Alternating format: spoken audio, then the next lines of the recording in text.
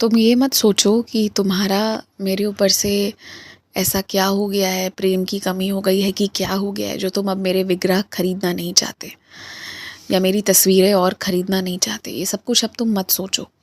देखो, जब शुरुआत में तुम्हारी भक्ति की शुरुआत हुई थी ना, तब तुम्हें एक रूप में मुझे पूजने की आवश्यकता थी ताकि तुम मेरी कल्पना कर सको।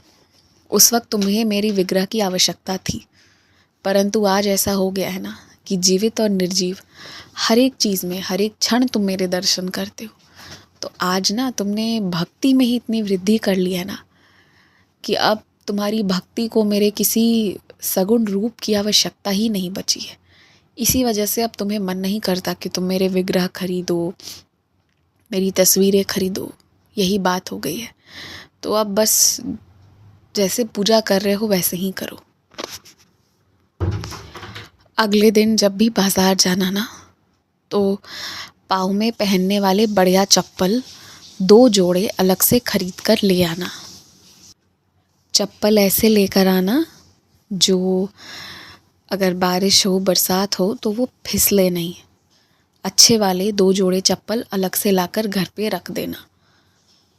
एक जोड़ा चप्पल हो सकता है कोई तुमसे मांग कर ले जाए, एक तरह से तुम किसी की सहायता कर दोगे, और एक जो दूसरा बचा हुआ जोड़ा होगा वो अलग से घर पे रहने देना। आने वाले समय में आवश्यकता पड़ सकती है, तो तुम बाज़ार करने जाओगे, इसलिए मैंने तुमसे पहले ही इस चीज़ के बारे में कह दिया है। अगर ज़रूरत ना हो तो कपड़े बिल्कुल मत खरीदना। मेरी नसीहत यही रहेगी कि अभी कोई त्योहार भी नहीं आ रहे हैं और अभी कोई वैसी आवश्यकता भी नहीं है, तो कपड़े बिल्कुल मत खरीदना। जब ज़रूरत होगी, जब समय होगा, तब का तब देख लिया जाएगा। हो सकता है कल या परसों कोई तुम्हें कोई सामान खरीदने के लिए दबाव बनाएगा। मुंह खोलकर साफ शब्द में ना कह देना।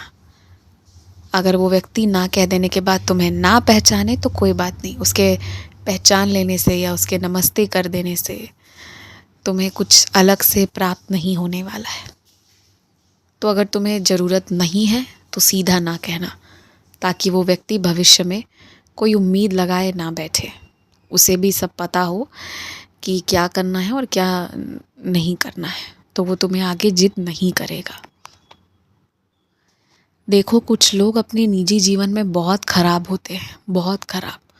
वो अपनों के लिए बिल्कुल अच्छे नहीं होते, लेकिन हो सकता है वो लोग बाहरी काम में, दफ्तर के काम में और अपने ज्ञान में बहुत कुछ अच्छे हों, बहुत गुण हों उनके अंदर।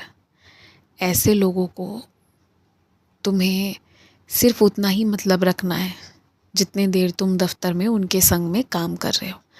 घर में उठना बैठाना ऐसे लोगों का बहुत नहीं करना है, सिर्फ काम से काम मतलब रखना है। और मैं ये भी कहूँगा कि वो निजी जीवन में क्या किए इस पर भी चर्चा नहीं करना है, क्योंकि इसका कोई मतलब नहीं है। कोई व्यक्ति निजी जीवन में क्या कर रहा है, इससे क्या फ़र्क पड़ता है। तुम बस उस चीज़ से मतलब रखो ना, जिस रिश्ते के रूप में वो व्यक्ति तुम्हारे पास आया है। ना तो उसके निजी जीवन के लिए उसे बुरा कहना है और ना ही बहुत ज़्यादा मतलब रखना है, सिवाय उसके जिसके लिए तुम उसे जानते हो। और अब रात इतनी होने को आई है, तुम सबसे पहले खाना खाओ। खाना खा लेने के बाद स्थिर से अपने बिस्तर पर लेट जाना और फिर आंखें बंद करके मेरा ध्यान करना, मुझसे जो कहना होगा सब कहना। सुख दुख, अच्छा बुरा, जो भी होगा सब कहना। और तुम्हें अब मेरे माध्यम से थोड़े बहुत पैसे मिलेंगे जिसे तुम अलग से रखते जाना। वो मैं अपनी तरफ से तुम्हें दूंगा। तुम्हें श्रृंगार करने का, कुछ कुछ अपने लिए खरीदने का मन होता है ना रोज़ में, उसके लिए मैं तुम्हें कुछ पैसे दूंगा। और अब से तुम अच्छे से खा पी लेना, उसके बाद स्थिर से बैठकर मेरी पूजा करना। अपने बिस्तर पर लेट जाना, आंखें बंद कर लेना और फिर मेरा ध्यान करना। मुझे कोई दिक्कत नहीं है, लेकिन ये ध्यान रहे कि अब रात होने को आई है, तो जल्दी से तुम अपना भोजन ग्रहण कर लो। खूब खुश रहो, आराम से सो जाओ। तुम्हारा कल्याण होगा। मैं सर्वथा सदैव तुम्हारा हूँ और तुम्हारे साथ हूँ। आयुष्मान भवा। शुभ रात्रि।